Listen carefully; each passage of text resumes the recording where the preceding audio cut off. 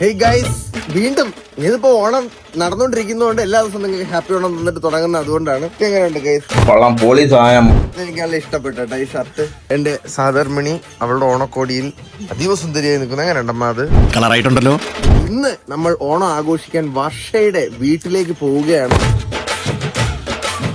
നമ്മൾ ഓണം ദിനത്തിനുള്ള വീഡിയോ നമ്മൾ അധികം ലാഗാക്കി ഇടുന്നതിനേക്കാളും ഓണത്തിന് തന്നെ ഇടുന്നതല്ലേ നല്ലതെന്നുള്ളത് കൊണ്ട് ഇന്നലെ നിങ്ങൾ കണ്ട വീഡിയോ ഞാനാണ് എഡിറ്റ് ചെയ്തത്.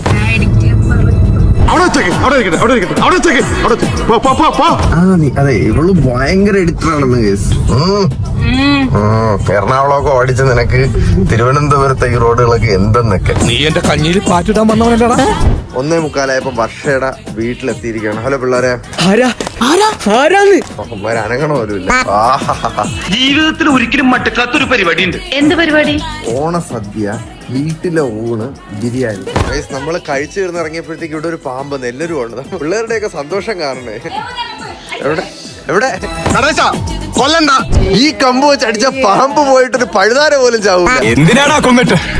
നിങ്ങൾക്കൊക്കെ പാമ്പിനെ ഇഷ്ടമാണ്? എനിക്കും ഇഷ്ടമാണ്. കല്യാണം കഴിക്കാൻ അതെന്തോന്ന് പാത്രമൊക്കെ വാരി എറിയണത്?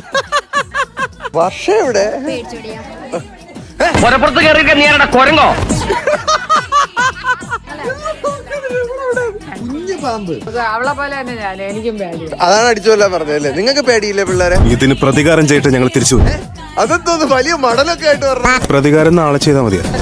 പാമ്പ് വരുത്തിയ വേനകളെ ഒരു കാടളകി വരുന്നുണ്ടല്ലോ. അടുത്തത് നമ്മള് വണ്ടിക്കകത്ത് ചെടി ലോഡ് ചെയ്യുന്ന ചടങ്ങാണ് സുഹൃത്തുക്കളെ. കേറൂലാമി?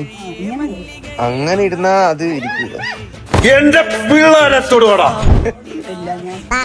അങ്ങനെ കിടത്തി കഴിഞ്ഞാൽ അത് മണ്ണ് കമിഴൂലേടാ.